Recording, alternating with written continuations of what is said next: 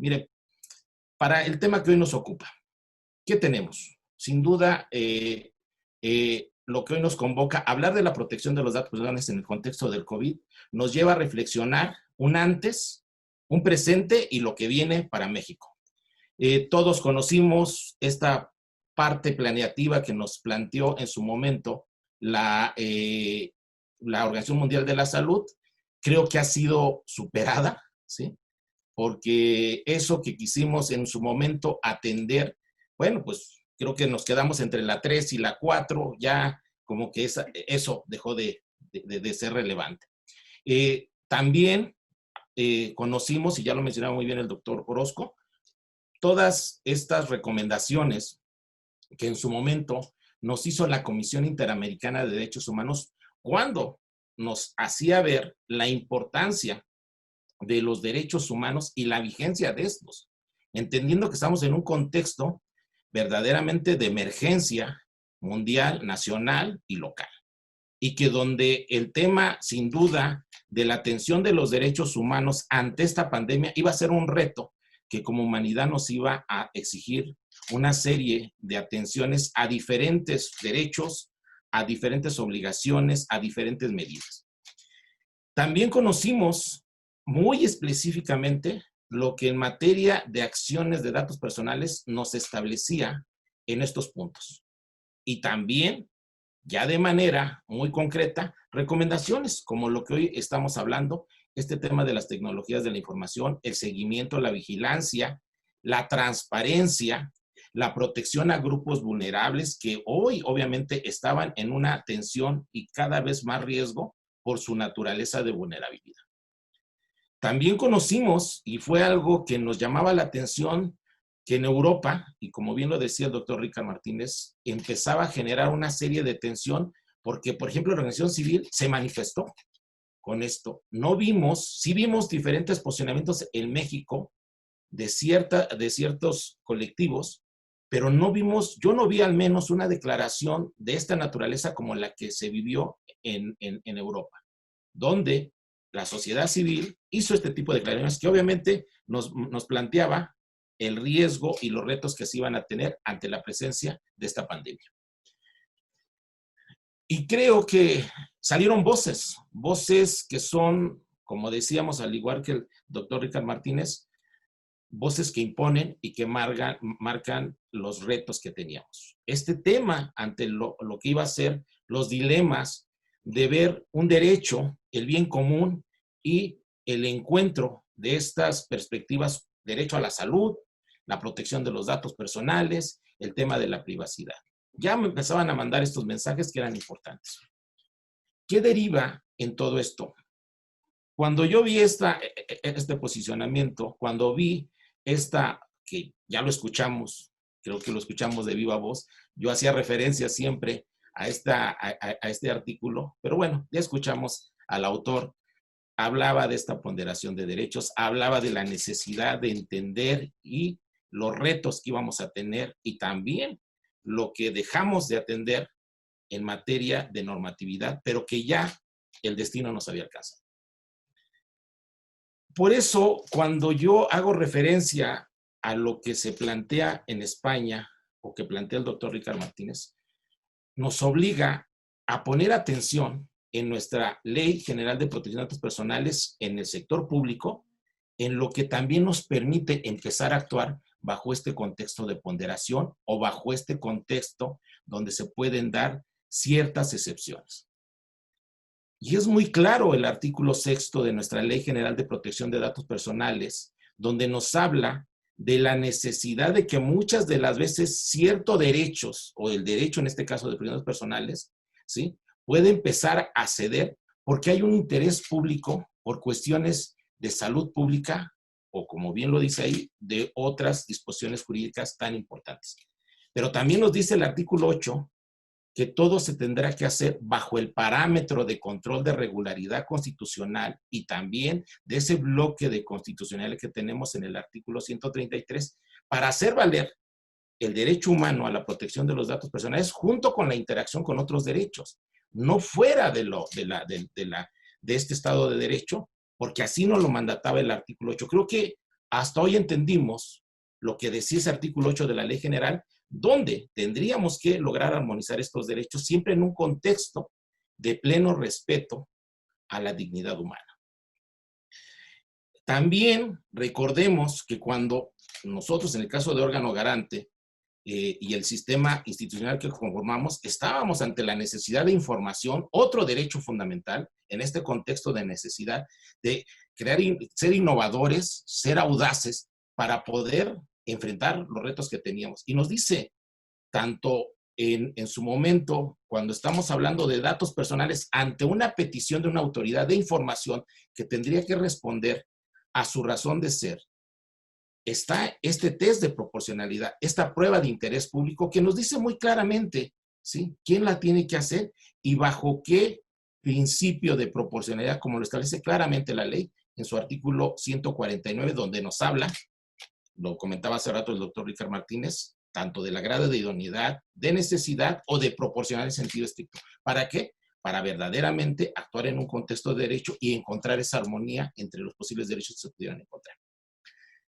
También, y creo que ha sido algo que poco hemos explorado, decíamos, artículo 22 claramente nos dice, ante una situación de emergencia, ¿sí?, no se puede conceder la no recabación del consentimiento. ¿Por qué? Porque estamos ante una situación, como lo marca la fracción séptima, de prestación de asistencia sanitaria. O bien, como nosotros en el Estado de México fuimos muy explícitos en el artículo 34, donde se expresa por parte del Legislativo del Estado de México que no será necesario proporcionar el aviso de privacidad de manera previa cuando se trate de urgencias médicas o estemos en esta situación que es la que estamos viviendo. Esto, por ejemplo, no viene en la Ley General, dado que no se establece de manera explícita. En el Estado de México sí lo tenemos. ¿Qué nos habla? Y es aquí donde vamos a empezar a ver por qué hemos transitado a algo que hoy puede ser una oportunidad. Y lo mismo, poco hemos explorado ese título quinto que nos habla de las transferencias. Y recordemos que en el caso de México, al ser un país federal, podemos hablar tanto de transferencias internacionales, pero sobre todo las transferencias nacionales, donde nos deja claramente estipulado un marco normativo tanto a nivel federal como a nivel subnacional, donde en el quehacer de estas instituciones médicas, de seguridad o por su razón de ser, se puede hablar de estas transferencias sin necesidad de consentimiento. ¿Por qué? Porque estamos sujetas precisamente a la función que públicamente tenemos que atender y sobre todo ante una situación como la que vivimos en nuestro país de pandemia. Y es aquí algo que fue a lo mejor, esta pregunta fue la que detonó lo que hoy tenemos como encuentro y como seminario. Todos conocimos la forma en que los países asiáticos salieron rápidamente de esta contingencia. Y entonces pareciese que esta pregunta que se estaba haciendo de que si hoy los estados autoritarios podrían sacar una mayor ventaja del uso de las tecnologías, y lo planteó muy bien el rector de la Universidad Central de Europa, son ellos el modelo a seguir. Está en riesgo los sistemas democráticos y es un impedimento por el respeto a los derechos humanos. Yo creo que ahí vino toda esta ola y cadena de acciones que buscaban responder y que siguen buscando responder a este cuestionamiento. ¿Por qué razón? Porque todos empezamos entonces a tratar de ver de qué manera podíamos utilizar aquello que había servido a estos países asiáticos y que les había permitido tener un control mayor respecto a las personas que fallecieron, rápidamente estar esperando este esquema de comercio o de economía mundial y recurrimos a esto. Y parecía que era una carrera por el desarrollo de estos tipos de tecnologías. Todos escuchábamos lo que planteaba Google, lo que planteaba Apple, decir qué es lo que se necesita. Pero bien lo decía el doctor Ricardo Martínez, creo que no estábamos preparados para esto. Nunca pensamos que en algún momento dado ese tema de economía o del mundo digital, ese panóptico digital que hablaba la sociedad de la transparencia, eso que ya se veía venir, tardamos mucho en prepararnos. Por eso empezaba de nuevo este reto. ¿Cómo hablamos bajo estos dos derechos, el derecho a la vida, el derecho a la vida, a la salud, al derecho a la privacidad. ¿Cómo empezamos a encontrar este equilibrio? Sobre todo en algo que ya implicaba tecnologías de la información.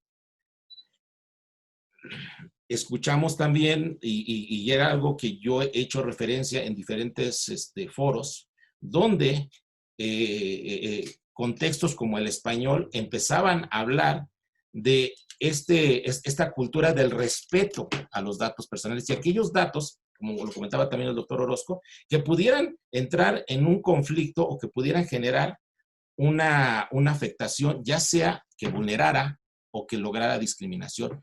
Y veíamos estos debates que se daban en España respecto hasta dónde se podría contar con el afán supuestamente de compartir y protegerse, divulgar información relacionada precisamente con salud de vecinos o de conocidos. Y ese era el debate que se empezaba a generar.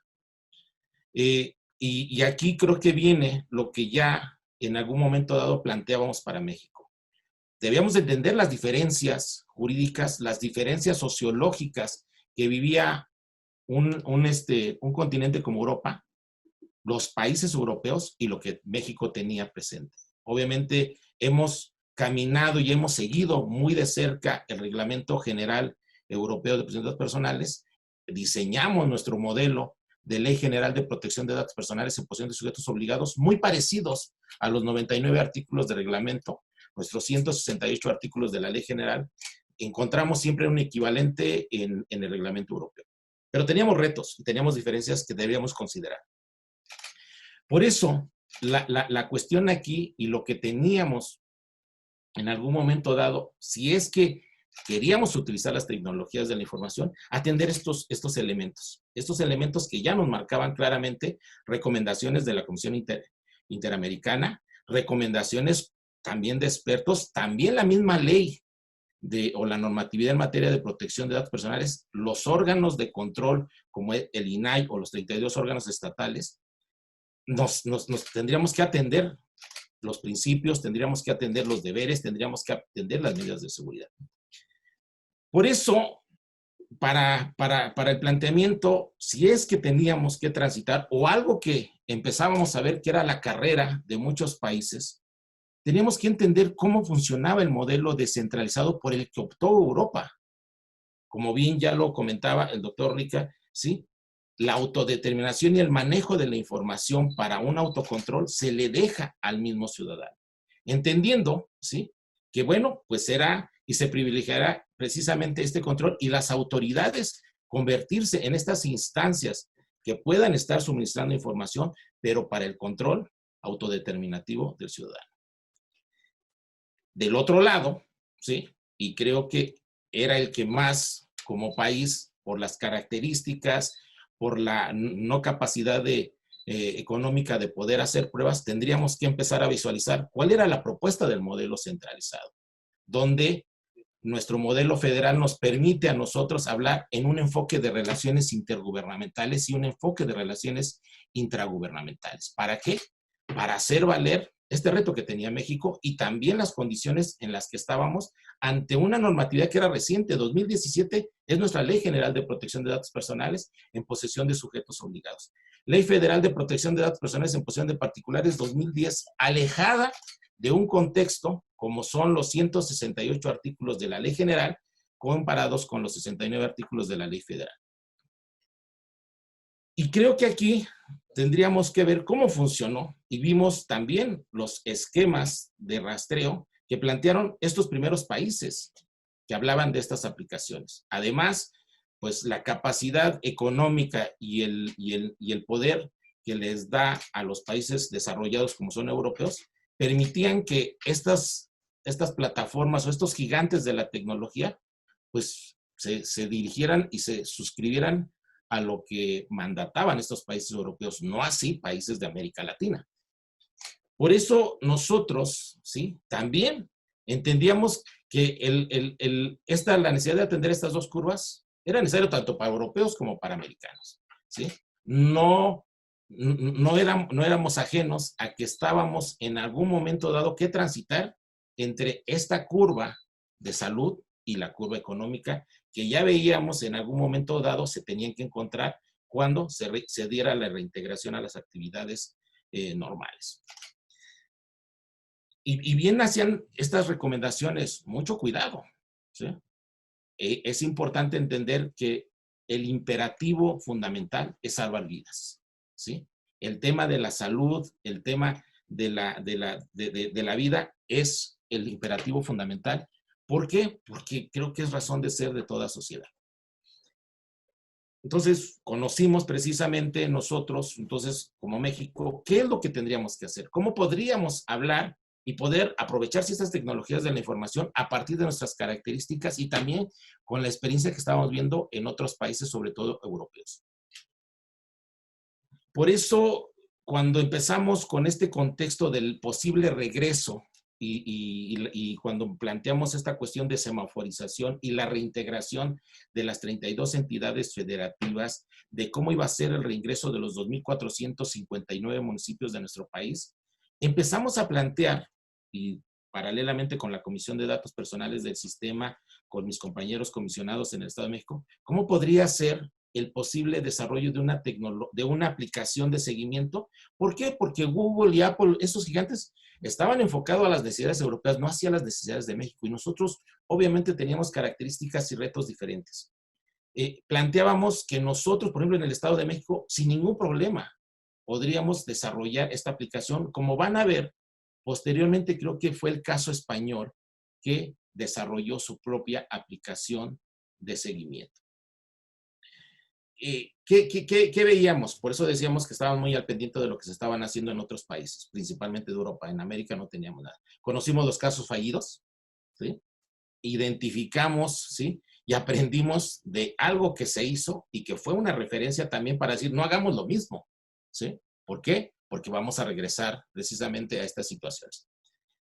Conocimos entonces, y fue lo que nos llamó la atención mucho de España, la forma en que se empezó a diseñar desde la protección, desde el diseño mismo, y los retos que fueron enfrentados, además la perspectiva que le dio desde la construcción misma de esta aplicación, era un ejemplo y que fue lo que tomamos nosotros, o particularmente proponíamos que tendríamos que poder hacer en México o en el Estado de México.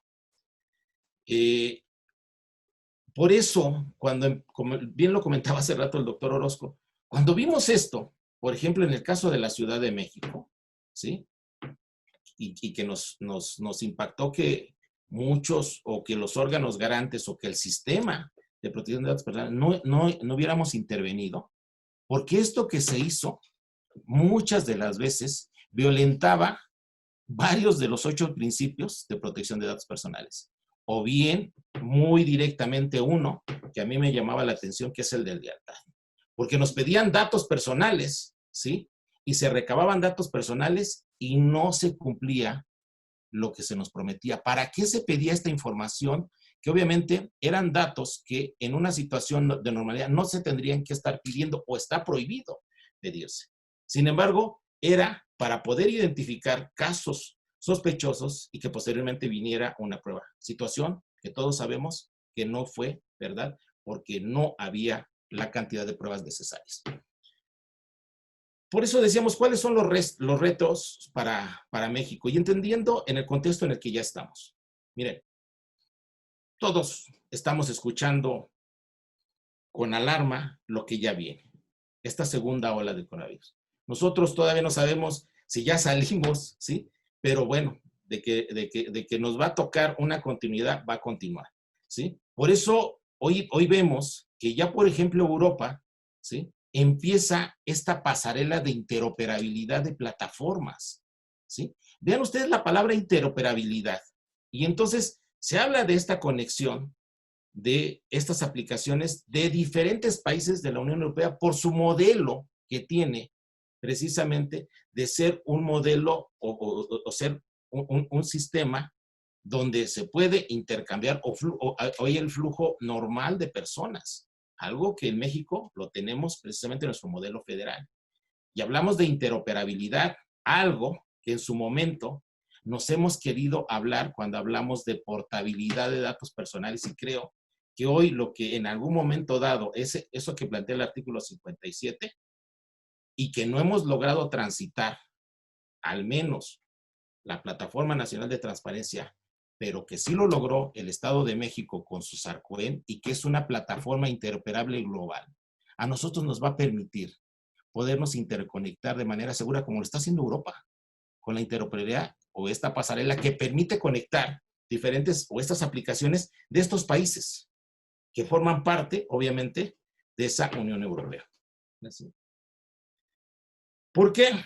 Porque creo que lo peor que nos puede pasar a México como país es lo que ya estamos viendo en algunos países. Van a regresar de nuevo al confinamiento total.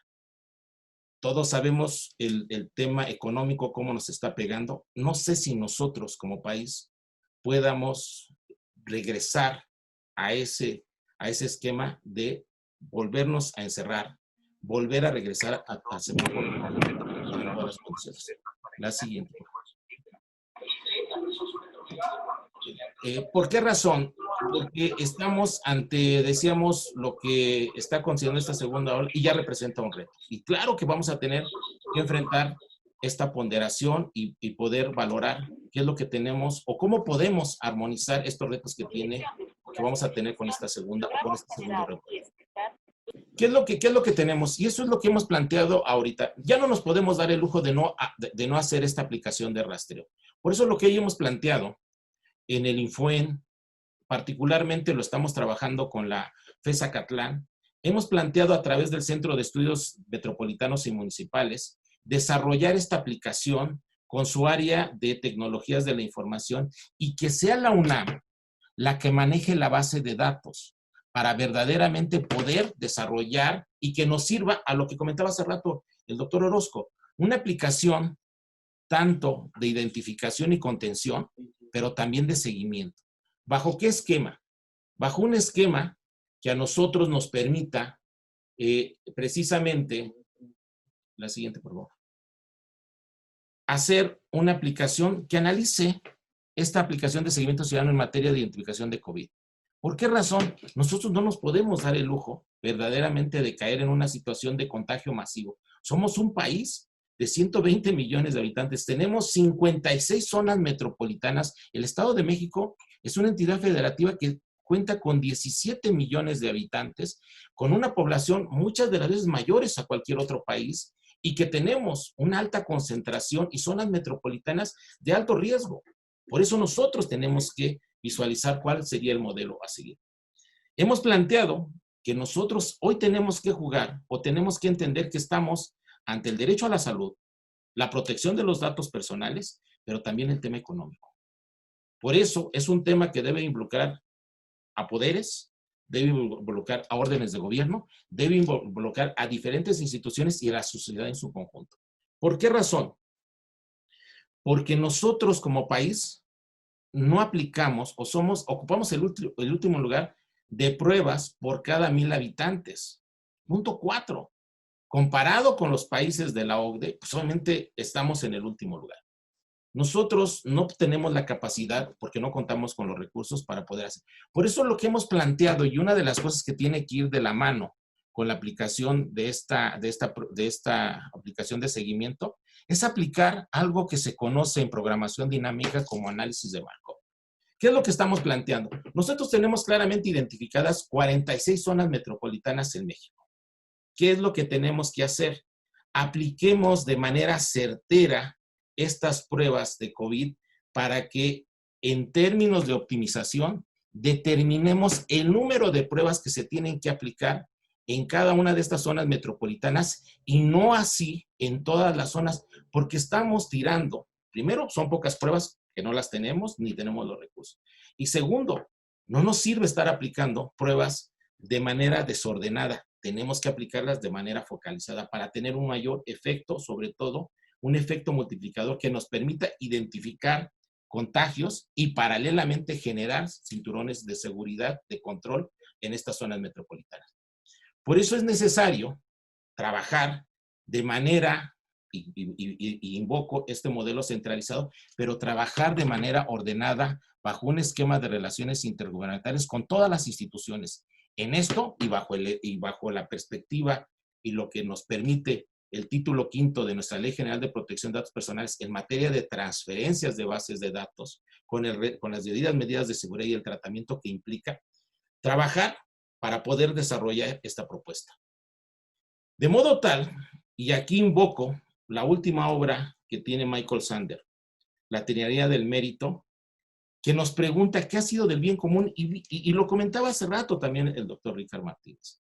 De verdad, tenemos que entender como sociedad que no podemos seguir actuando bajo una cuestión de no entender que tenemos que ser sociedad civil, entender que el bien común, ¿sí?, es en beneficio de todos y ser solidarios, porque parece que aquí, ¿sí?, hay condiciones de oportunidad para los que en un enfoque, como dice la Trinidad del médico, del mérito, se puede explicar que son capaces de poder superar esta situación de contingencia, el derecho a la salud, el derecho al trabajo, el derecho a un ingreso y otras zonas que parece que están destinadas, ¿sí?, a vivir y pagar las consecuencias de una pandemia que nos está poniendo como retos como sociedad, porque hemos dejado de atender este principio categórico que es el bien común y que como sociedad y como país a México en situaciones verdaderamente de emergencia,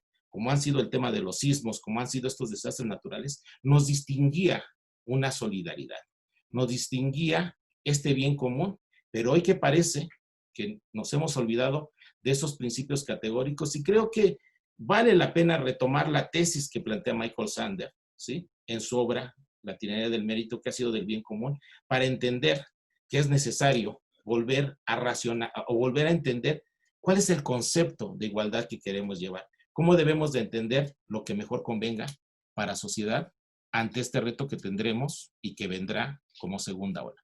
Sería cuanto de mi parte. Muchas gracias.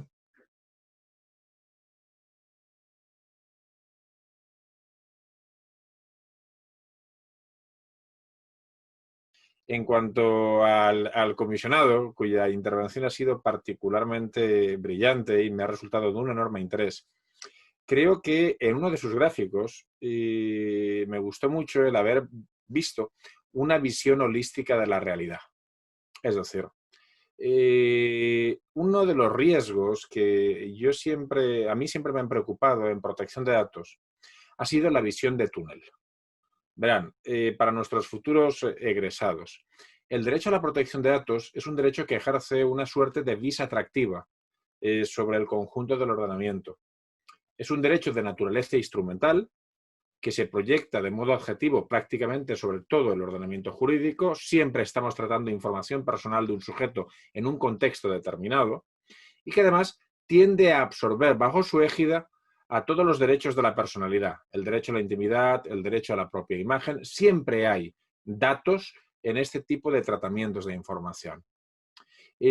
Cuando nosotros no tenemos una visión holística ni de la realidad ni del ordenamiento, tendemos a hacer algo muy sencillo que un sector de la doctrina filosófica ha denunciado en el país, no con respecto a la protección de datos, sino con el mecanismo de ponderación. Tendemos a ponderar siempre en favor del derecho a la protección de datos. Particularmente es un mecanismo de interpretación particularmente sencillo. Y en cambio, el comisionado puso de manifiesto que existía una realidad social, que existía una realidad sanitaria, que existieran unos objetivos y una garantía del derecho a la protección de datos. Incluso puso en uno de los lados de su gráfica a la economía. Y en esto quisiera subrayar un elemento que a mí me viene preocupando desde hace tiempo. Y no necesariamente porque esté en favor de intereses empresariales o de intereses de la industria, pero sí que es cierto que muchas de las decisiones que tomamos en protección de datos son fuertemente condicionantes para el futuro del país. Y en este sentido, la normativa de protección de datos nos ofrece una oportunidad magnífica, al menos desde la perspectiva europea. Y es que el desarrollo de la futura sociedad de la transformación digital, el desarrollo de esa cuarta revolución industrial, sea un desarrollo armonizado con la garantía de los derechos de las personas. Y ahí el derecho fundamental a la protección de datos juega un papel determinante. Pero si no entendemos esta relación instrumental, si no entendemos cómo desde la protección de datos podemos ayudar a la evolución tecnológica y económica de la sociedad, puede que el derecho a la protección de datos opere como un freno. Y en este sentido, eso generará además ciertas dificultades a la competitividad del país. ¿Por qué? Porque nosotros competimos, en términos tecnológicos, con dos grandes, con un dragón, que es China, donde las reglas son otras, o al menos son distintas, y con otro fuerte competidor, que son los Estados Unidos, cuyo, no es que los estadounidenses desconozcan por Dios el derecho a la vida privada, pero forma parte del Civil Tort Law, forma parte de algo que se tutela frente a la jurisdicción, que solo está protegido sectorialmente en el ámbito de la Federal Trade Commission y de algunos reguladores sectoriales específicos. Y, por tanto, con una mayor flexibilidad empresarial, en la medida en que, mientras que la Unión Europea y los países que siguen su línea funcionan con criterios de opt-in, los norteamericanos funcionan con criterios de opt-out. Por tanto, creo que, y con esto acabo mis 5 minutos, no sé si me he pasado, tomando de los dos ponentes, creo que aquellas cosas que me han interesado, con una afirmación que puede parecer a veces contrafactual y bastante impopular, incluso en el ámbito de la protección de datos.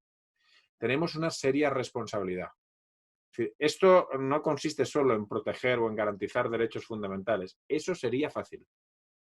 A día de hoy, la garantía de los derechos fundamentales en el entorno del tratamiento intensivo de información personal está adquiriendo un grado de complejidad y afectando un conjunto de variables hasta el punto de situar a los reguladores, a los comisionados, en una posición absolutamente central para el futuro del país, no solo en ámbitos como la economía, sino como la investigación científica, la tecnología y la transferencia de los resultados de ambas a la sociedad. Y esto supone un cambio radical en el perfil de actuación de los reguladores. Créanme, solo es una opinión personal, no tienen por qué compartirla, por supuesto.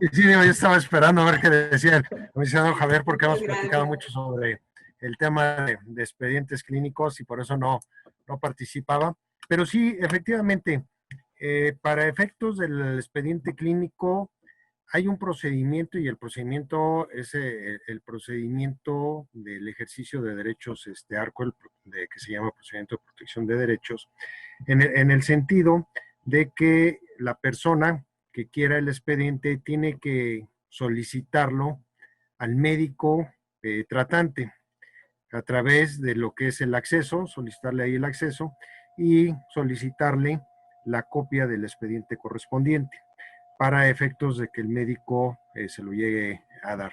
Si el médico o la institución clínica determina no dárselo por el motivo que considere, existe la posibilidad de acudir ante el INAI a través, si es sector público, a través de un recurso, si es sector privado, a través del procedimiento de protección de derechos, para efectos de que el instituto lleve a cabo la valoración y determine la procedencia o no del acceso a esta información. Pero sí existe obligación legal de dar copias del expediente una vez que lo solicite el titular.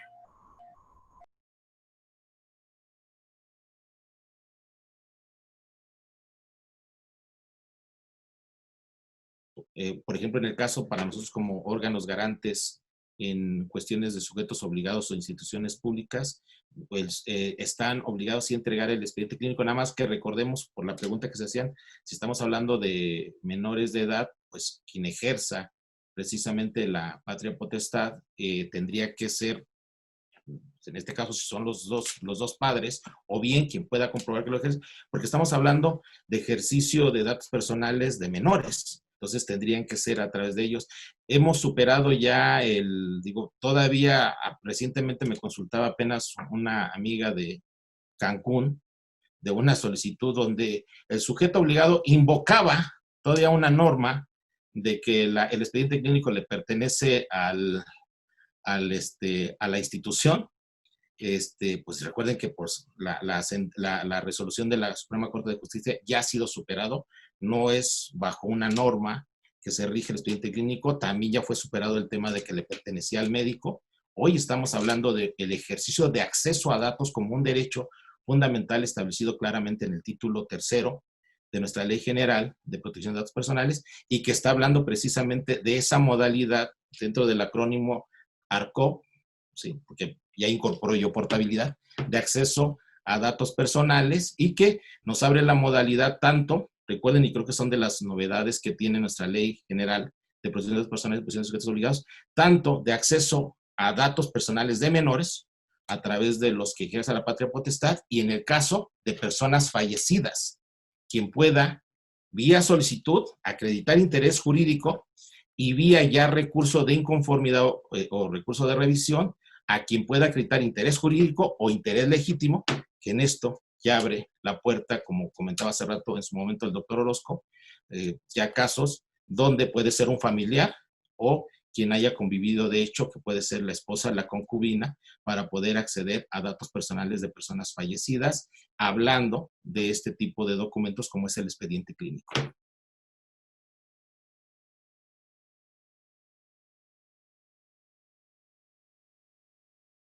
Sí, de hecho, nosotros cuando armonizamos nuestra ley de protección de datos personales, nos ajustamos plenamente a lo que dice el título tercero de la Ley General de Protección de Datos Personales y Protección de Sujetos Obligados, que su denominación es la siguiente: derechos de los titulares y su ejercicio. Y el artículo 57 de la Ley General establece claramente el derecho a la portabilidad de los datos personales y nos habla de un formato estructurado comúnmente utilizado que permita exactamente hacer esto. ¿Por qué razón Sarcoen ya podía ejercer de manera segura los 4 derechos del acrónimo ARCOP de acceso, rectificación, cancelación y oposición? Porque es una plataforma que tiene niveles de seguridad que en su momento permitía que cualquier documento que se lograra a través de esta plataforma compartir, se garantizara que no se iba a perder o que no iba a llegar a otro estado, que no iba a llegar con otra persona. Llegaba al titular. Cuando nosotros vimos que portabilidad de datos personales implicaba documentos digitalizados o electrónicos y que se tenían que llevar de manera segura como derecho, y así lo dice la Ley General, nosotros lo que hicimos en Sarcoen fue alcanzar un nivel de seguridad que solamente tiene el SAT a través de la firma electrónica.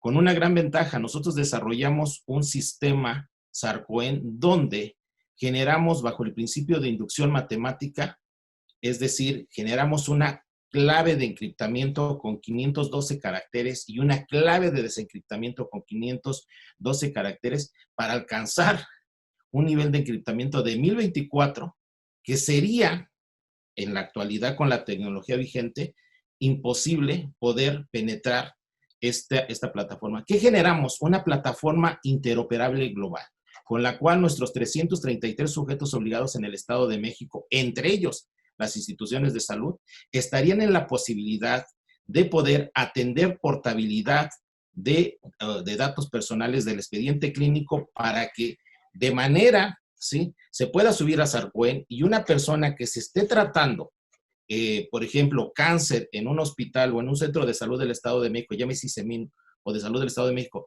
en Toluca, y quiera seguir su tratamiento en Chalco, pida que el expediente clínico se suba a Sarcoen para que se pueda transportar de manera segura, que se mande de un hospital al otro, se pueda incorporar dentro de las bases de datos y pueda seguir su tratamiento sin necesidad de empezar de cero, ¿sí? Este expediente clínico, ¿por qué hablamos de que podemos exactamente hacerlo de esta manera? Porque decíamos, en ningún momento dado lo va a tocar ni el ciudadano ni ningún tercero. Directamente se manda entre autoridades responsables.